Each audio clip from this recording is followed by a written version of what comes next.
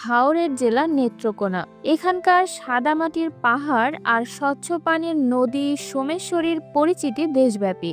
প্রতিনিয়তই দেশের বিভিন্ন স্থান থেকে পর্যটকরা এখানে আসেন প্রাকৃতিক সৌন্দর্য উপভোগ করতে।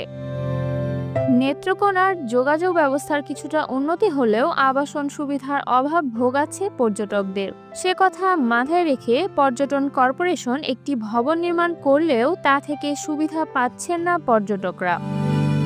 2019 সালের 23 ডিসেম্বর পর্যটক ভবনটি নির্মাণ কাজ শুরু করে Dhaka builders engineers Shams engineering. 2023 সালের 14 নভেম্বরে এর উদ্বোধন করা হয়। 3 তলা ফাউন্ডেশন বিশিষ্ট 2 তলা ভবনটিতে একটি ভিআইপি সহ মোট 7টি কক্ষ, রেস্তোরাঁ, পুকুর, কার পার্কিং সহ নানা সুবিধা রয়েছে। এত কিছুর পরও গত 1 বছরে এর 7টি কক্ষ ভাড়া হয়েছে মাত্র 68 বার।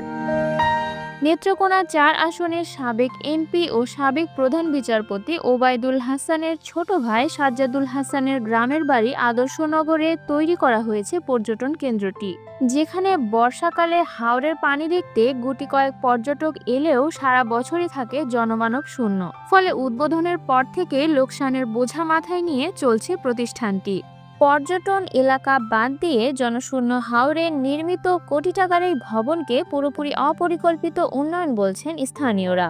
পর্যটকদের জন্য যে আবাসস্থল বা হোটেল বা মোটেল বা সরকারি ভাবে যে ধরনের করার কথা সে ধরনের হচ্ছে না। একটা পর্যটন মোটেল হয়েছে, আমি মনে করি এটার স্থান নির্বাচনটা মনে হয় সঠিক হয়নি। সারা বছরে আমাদের জরিপ অনুযায়ী 50 জন মানুষও সারা বছরে সেখানে যায় না। পর্যটক না থাকার কথা স্বীকার করে ভবনটি পরিচালনার দায়িত্বে থাকা ব্যক্তিরা জানান, ঋণ নিয়ে কোনো রকমে ভবনটি চালু রাখা হয়েছে। 2-3বার মাইক মারছি, লিফলেট ছাড়ছি, বিভিন্নভাবে আমরা চেষ্টা করতেছি, কিন্তু আসানোর তো সেইভাবে লোকজন আসতেছে না। গেস্ট পর্যটক আসতেছে কম, হেরিবিস থেকে টাকা পয়সা পাই আর কি। এই মিলাইয়া বেতন ভাতা অন্যান্য খরচ আমাদের চলে আর কি। জেলার সীমান্তবর্তী 2 উপজেলা দুর্গাপুর ও কলমাকান্দায় প্রতিবছর শীত মৌসুমে হাজারো পর্যটকের সমাগম ঘটে।